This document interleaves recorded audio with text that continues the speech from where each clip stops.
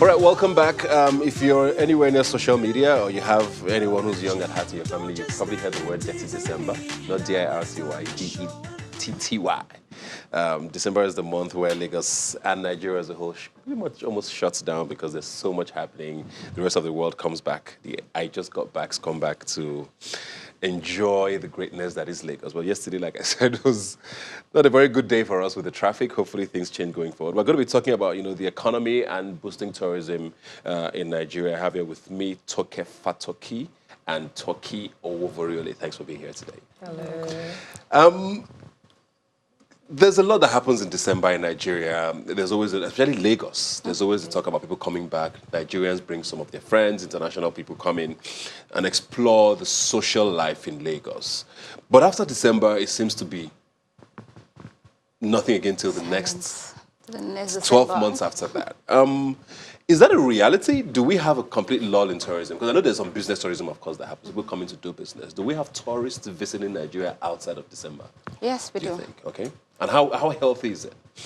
It's quite healthy. Okay. The thing is, we don't have the promotions for these tourism attractions, which reduce the number of visitors we have to Nigeria, basically. And it's really healthy. I think I've seen so many expatriates around the country, even when it's not December. I think I don't really see much of them around this December. Yeah. I think they're just here for the events here and there. But with tourism, yes, we do have expatriates coming to the country every time of the year. Do you think we've done enough with the December noise? Because, I mean, you go to places like Dubai, for example, they sell the summer and winter, which is what they sell to the West, because it's cold everywhere else. Come to Dubai and have fun. It's almost like Lagos just happens. There's no deliberate sort of effort to sell it, right? Yeah, definitely agree. I think that I'm not sure how Dirty December in Lagos became a thing. I think it's mostly just the diaspora coming back. So these are Nigerians coming back to Nigeria. Making a lot of noise about it. Exactly. I don't think that we really have the tourism aspect on lockdown. I don't think there are people, expatriates like in large numbers, who are saying, you know what, this is December and Lagos is our destination. There's the concerts, there's the traffic. That's an attraction. But yeah, I don't know. I really haven't seen that push for tourism. I think on that, the focus, we have 36 states in Nigeria, and then we have just Lagos. So there's too much attention. So it's like we have Nigeria and we have Lagos. So like they're coming into Lagos, but they're not coming to Nigeria.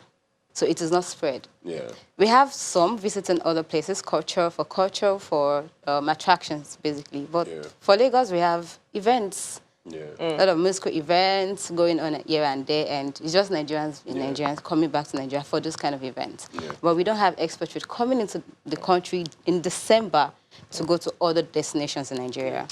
Although I think one event that has managed, over the past couple of years, has managed to pull their own weight is Calabar Carnival. I think that's one thing I know that people actually come in straight. That's sometimes intentional. Yes, and like weeks ahead, then you have like hotels booked out, and you know that something's about to happen.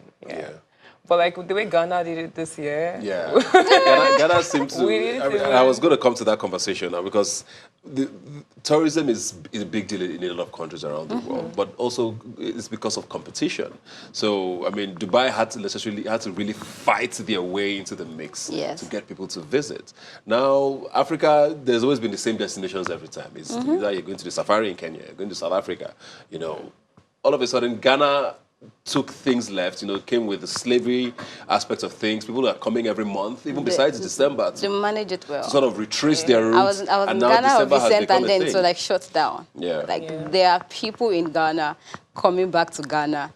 Like, I have to go back to where I came from, and it was a really good marketing strategy for the tourism. But what about the infrastructure here? Because that's one of the biggest issues, isn't it? We've talked about traffic and we've laughed about it, but it's a big problem.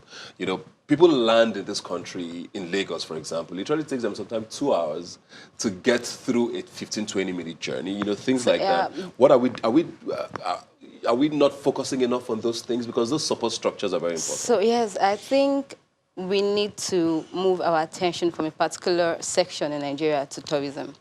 I think we're focusing more on oil than every other part of Nigeria that can generate revenue. And tourism is one of those. One of it they can. Yeah. And the problem is, I call myself Queen of Road Trip in Nigeria. Been traveled to 26 states in Nigeria, and just to promote tourism in Nigeria, basically. And yes, infrastructure is one of the biggest problems that we have. And the reason is because the government is not really focused on tourism. We don't even have tourism board in Nigeria. And well, there is, but it's just not. I think there is none. I'll say there is none. Yeah. Because we have a lot of travel bloggers, travel enthusiasts, and travel adventurers around Nigeria, and we don't have a body to talk to when we go out to these places and come back to give feedback to on what we seen and our experience and what we feel like would be done to get these places to improve and be better. Like, okay, to travel from here to Ondo, the road is terrible, and how do you like I've been there. And I know that we have a lot of really good, amazing destinations in Ondo.